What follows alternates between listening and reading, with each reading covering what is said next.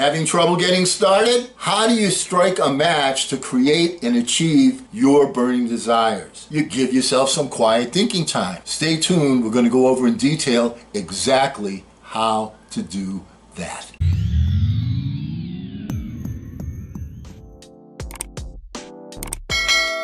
Hello again, everyone. I'm Eli's dad with Project Eli, where we educate, we lead, we inspire.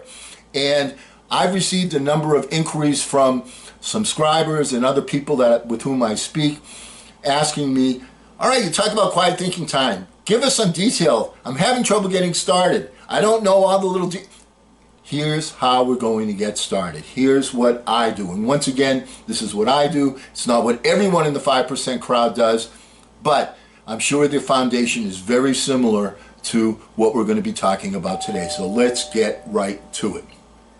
What does quiet thinking time entail specifically? What exactly is your process? Well, first of all, you find yourself a comfortable chair where you're going to be alone, where you're not going to be disturbed, where you're going to have quiet thinking time. The first thing you do is you always start with gratitude. My first thoughts are always directed to things I'm grateful for. Number one on that list, of course, is my son Eli. Always first on the list. From there, the list of things I'm grateful for varies. For example, I'm above ground, I'm not below ground. I'm healthy, I don't have the virus. I'm working, I have health insurance. I'm grateful for orange juice, electricity, running water, toilet seats, light bulbs, my refrigerator, my glasses allow me to see things, sunning and swimming at Lake Michigan, health insurance, money in the bank, a small amount of hair on my head, my friends, that I live in the United States, Chinese food, the Celtics, the Patriots, the Red Sox, select members of the female gender, my sense of touch and taste and so on. You get the idea. There are so many things to be grateful for. I like to have a list of at least 20 things every day that I'm grateful for, and they change. Why? Because you recognize these things, you be grateful, and it directs your mindset to positivity to start every single day. A lot of people, most people, I would say 95% crowd, wake up, the first thing, oh, I gotta do this, oh, I gotta do that. They're starting off with a negative mindset. If you want to succeed, you need to create a positive mindset, positive momentum, and inertia to get you going. Next step, after you get those things that you're grateful for, get yourself in a positive frame of mind. You reflect and review and imagine. What are my burning desires? You have to feel yourself accomplishing the specific, clear purpose. Imagine what it feels like. Visualize a starting line that puts me in motion to achieve my aim. Break down or chunk down each piece to its smallest components.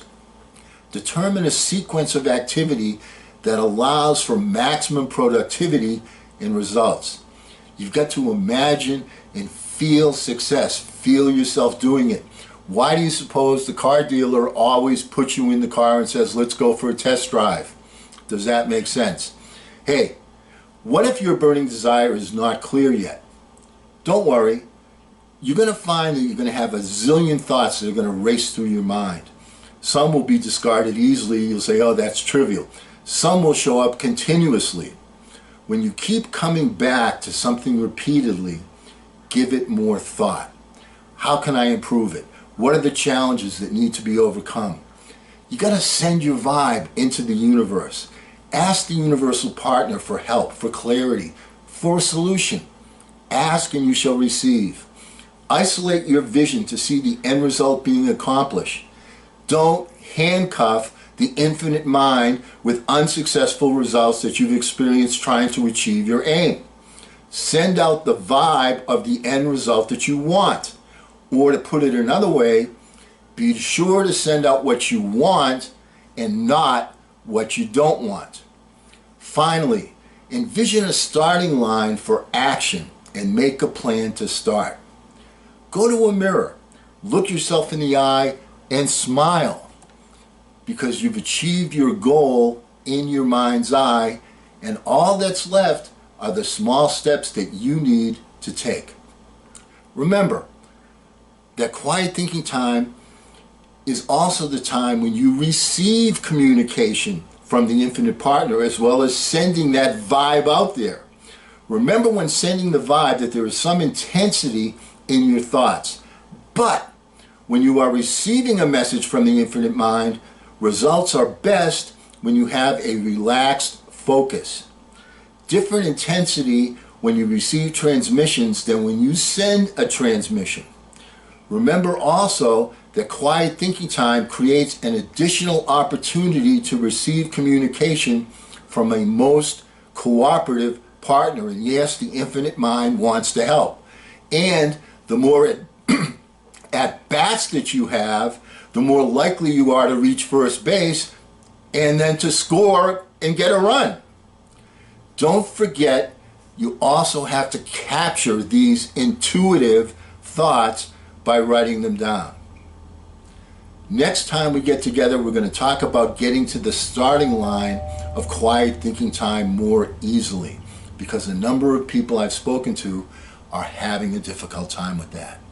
And until that time, remember always, hey, don't ration the passion, fashion the passion. I'm Eli's dad.